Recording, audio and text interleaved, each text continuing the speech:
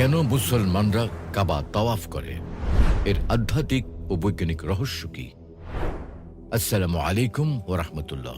প্রিয় দর্শক, কাবা ঘর হলো পৃথিবীতে অবস্থিত এমন এক ঘর যাকে ঘিরে হজ অথবা উমরা যে কোনো সময় তাওয়াফ করা হয়। এই ঘর নির্মাণের পর থেকে আজ পর্যন্ত কখনো এর তাওয়াফ থামেনি। পৃথিবীর প্রতিটি মুসলমান জীবনে একবার হলেও এই ঘর তাওয়াফ করার ইচ্ছা পোষণ করে। কিন্তু প্রশ্ন হলো, আল্লাহ তাআলা এখানে তাওয়াফ করতে কেন বলেছেন? এর পেছনে কি রহস্য লুকিয়ে আছে? এর সাথে কি শুধুই ইবাদতের সম্পর্ক রয়েছে, নাকি রয়েছে গ্রহ, নক্ষত্র, গ্যালাক্সি, ছায়াপথ তথা ইউনিভার্স ও মহাবিশ্বের কোনো নিগূঢ় সামঞ্জস্য?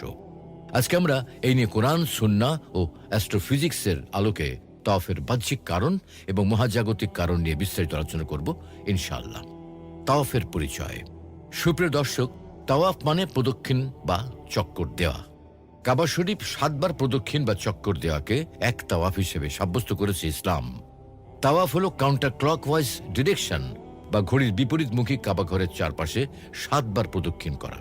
কাবা চারিদিকে একত্রে ঘুরে মুসলমানেরা এক আল্লাহর একাত্মতা প্রকাশ করার জ্বলন্ত উদাহরণ। সপ্ত আসমানের উপর বাইতুল মামুর নামক একটা মসজিদ রয়েছে, যেখানে ফেরেশতারা নিয়মিত তাওয়াফ করে।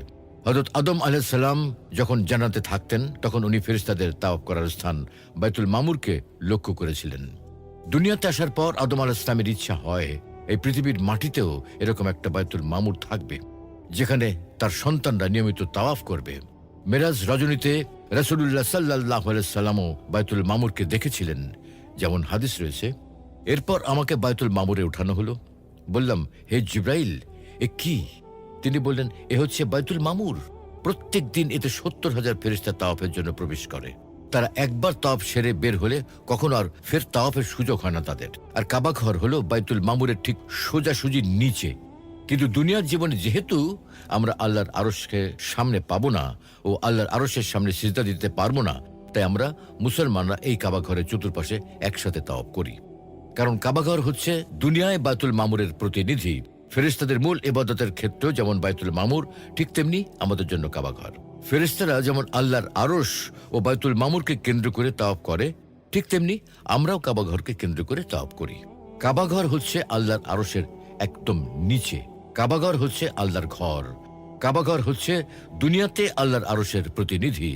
আল্লাহর আরশকে কেন্দ্র করে যেমন এই মহাবিশ্বের সব গ্রহ নক্ষত্র ঘুরছে, ঠিক তেমনি আমরা মুসলমানরা একসাথে এই কাবা ঘরের চতুর্পাশে ঘুরি।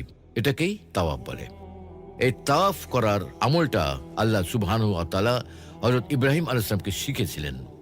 আর তখন থেকেই মুসলিম উম্মাহ সারা বছর দিন রাত এই পবিত্র ঘরকে তাওয়াফ বা প্রদক্ষিণ করে চলেছে। কেননা এর পেছনে কিছু বাহ্যিক এবং মহাজাগতিক সম্পর্ক রয়েছে। বাহ্যিক সম্পর্কগুলোর মধ্যে উল্লেখযোগ্য হল, সর্বপ্রথম নির্মিত আল্লাহর ঘর। কাবাঘর হলো পৃথিবীতে নির্মিত আল্লাহ তাআলার সর্বপ্রথম ঘর, যাকে কেন্দ্র করে ইবাদত করার জন্য স্বয়ং আল্লাহ তাআলা মানুষকে নির্দেশ দিয়েছেন।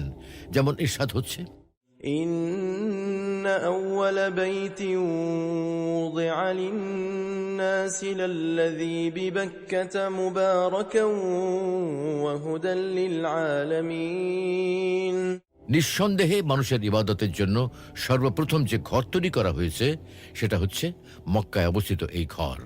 আর এটা সারা বিশ্বের মানুষের জন্য হেদায়েত ও বরকতময়। 2 হলো পৃথিবীর নাভিস্থলে অবস্থান। পৃথিবীর নাভিস্থলে অবস্থিত লাটিমের মতো ঘূর্ণায়মান হচ্ছে পবিত্র কাবা শরীফ। এটি তার একাত্মবাদের প্রতীক। এই কারণেই আল্লাহ তাআলা বান্দাকে নির্দেশ দিচ্ছেন, ليقضوا تفثهم وليوفوا نذورهم وليطوفوا بالبيت العتيق। অতঃপর তারা যেন পরিষ্কার পরিচ্ছন্ন হয়, তাদের মানসসমূহ পূরণ করে এবং এই সুসংরক্ষিত ঘরের তাওয়াফ করে। এই আয়াতে আল্লাহর ইবাদতের জন্য তৈরি করা সবচেয়ে পুরাতন ঘর তথা প্রথম ঘর কাবা শরীফকে বোঝানো হয়েছে। কেননা ইবাদতের জন্য নির্মিত পৃথিবীর সর্বপ্রথম ঘরই এটি। আর 3 হলো দেহ, ঘড়ি ও সৌরজগতের সাথে সম্পর্ক। মানুষের কলব, যাকে হৃৎপিণ্ড বলা হয়, এটির অবস্থান বুকের বাম পাশে থাকে। আর তাই কলবকে কাবার দিকে রেখেই বাম থেকে ডানে কাবা শরীফ তাওয়াফ করা হয়, যাতে কলবে কাবার আকর্ষণ ও আল্লাহর একাত্মবাদের প্রেম বেড়ে ওঠে। তাছাড়া কাবাঘর তাওয়াফ মহান আল্লাহর কুদরতের এক বড় নিদর্শন। দুনিয়ার সব কাজ ঘড়ির কাঁটার অনুকূলে ডান দিক থেকে বাম দিকে হয়ে যায়। অথচ পবিত্র কাবা ঘরকে